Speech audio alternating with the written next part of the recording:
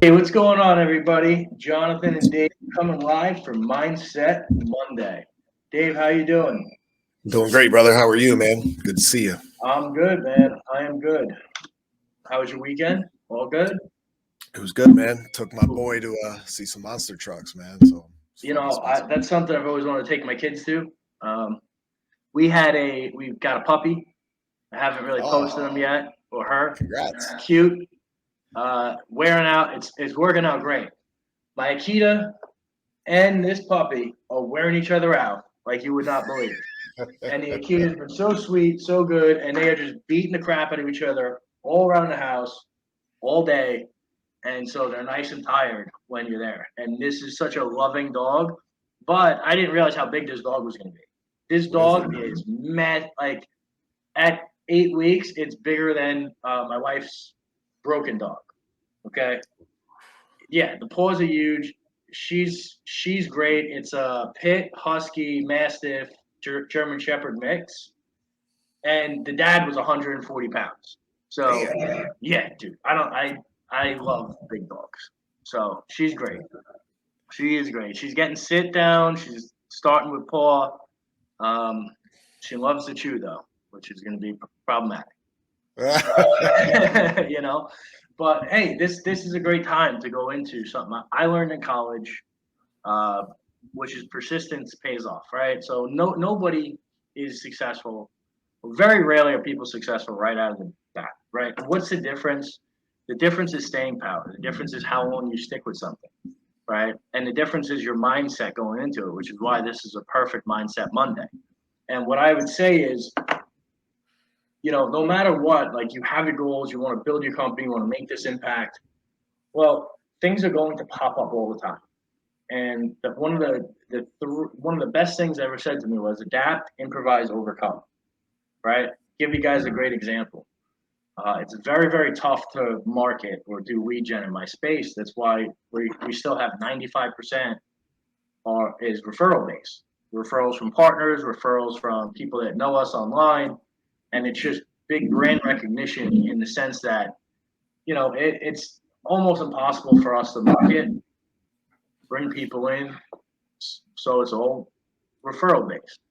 And one of the things that we were working to doing was bringing in a lead provider that was very good with this industry, and that's very very hard to find. And we thought we had it locked up, signed the agreement in December, and this guy comes back to us after 4 weeks and says, "Hey, too many people are buying. I don't have the room."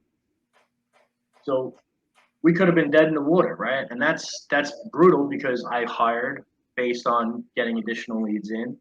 I ramped up certain things, get ready for leads, and it just never materialized.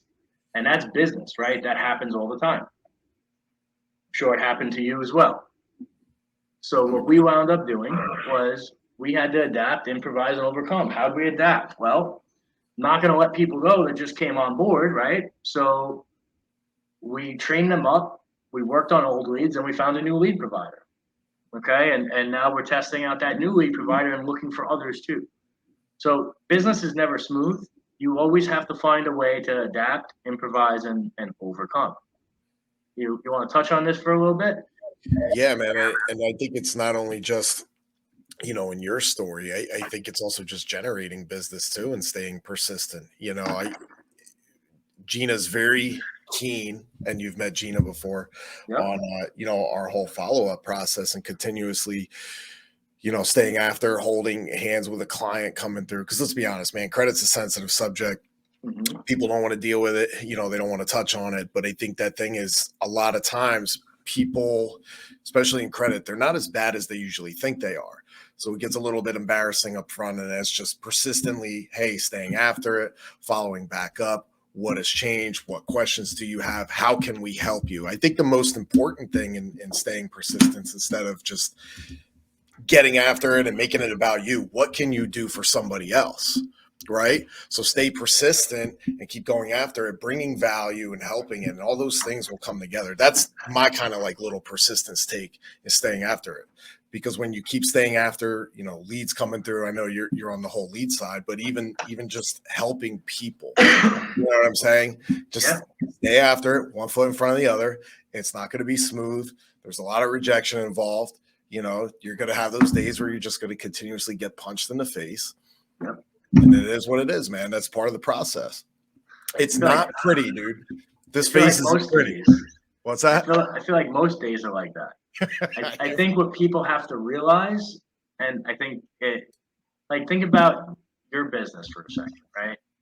If you guys wanted to go out and generate a ton of business, I see it as there's three main avenues to do that you can physically control.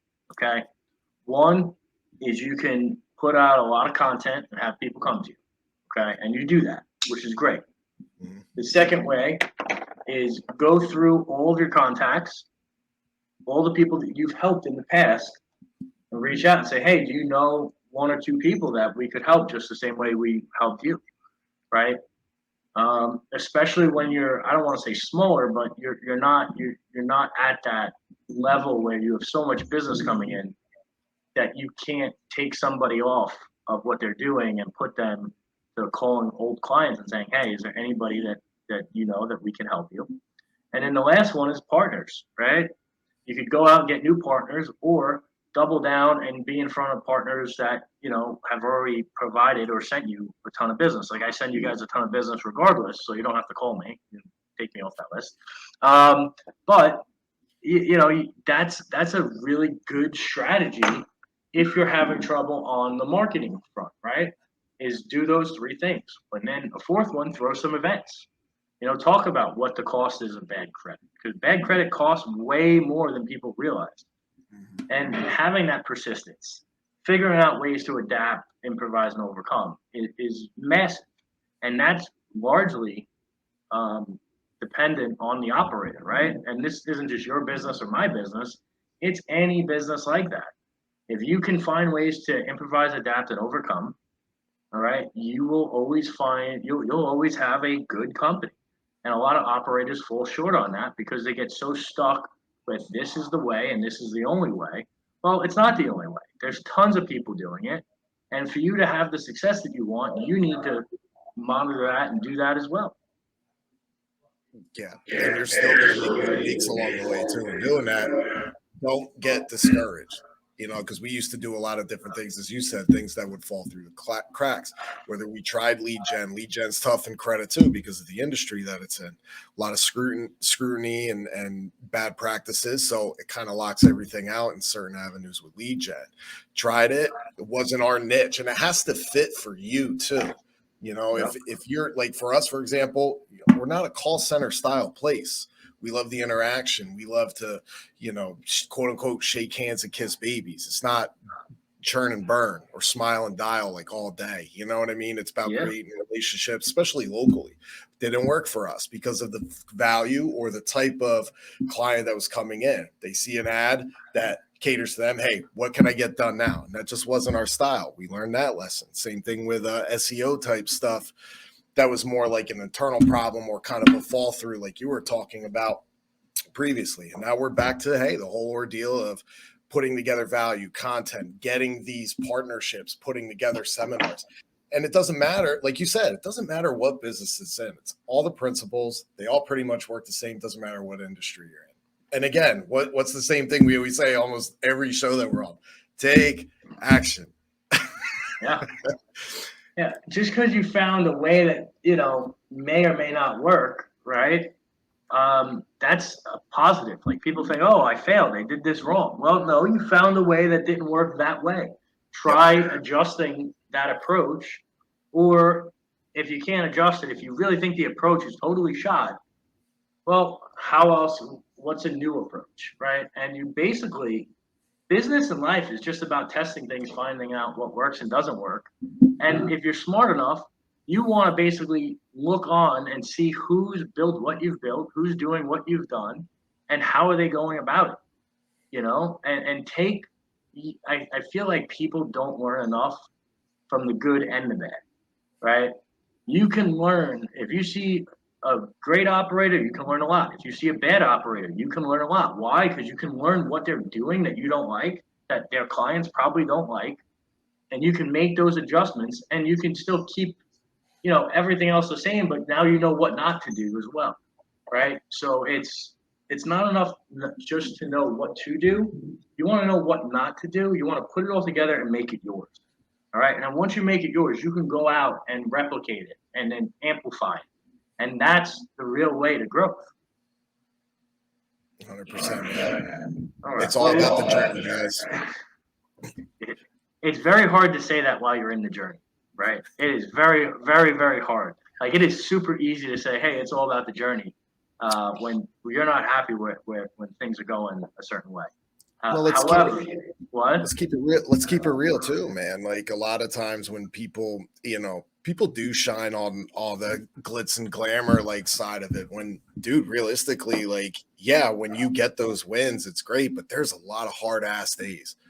Yeah. More hard ass days. And I don't think that's where people's persistence will fall off, because there's a lot of people out there showing that side of, hey, it's all this, it's all that, when, dude, it takes hard ass work.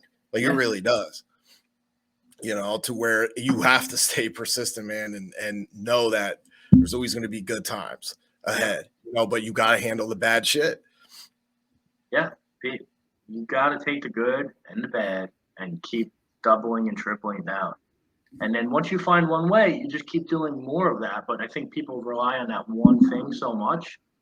And my point is, if you're going to build and scale something, no matter what, a business, your sales, whatever it may be, you have to do that process, find one way that works, and then put a lot of attention into it, and then find another way, right? Because if that one way stops, you're screwed. If you have both things going at once, and you can constantly tweak and adjust it, you're going to have a winning formula. And it's how quickly can you find out what works? How much effort, energy, and attention can you put into those avenues, and then keep growing that way? And that's really, guys, this in a nutshell. All right. So listen, I hope this helped you guys. Please like this, share it, put it in front of someone that needs to hear it. We appreciate you, and we'll see you on Friday for Financial Fitness Friday. Thanks, guys. Be great.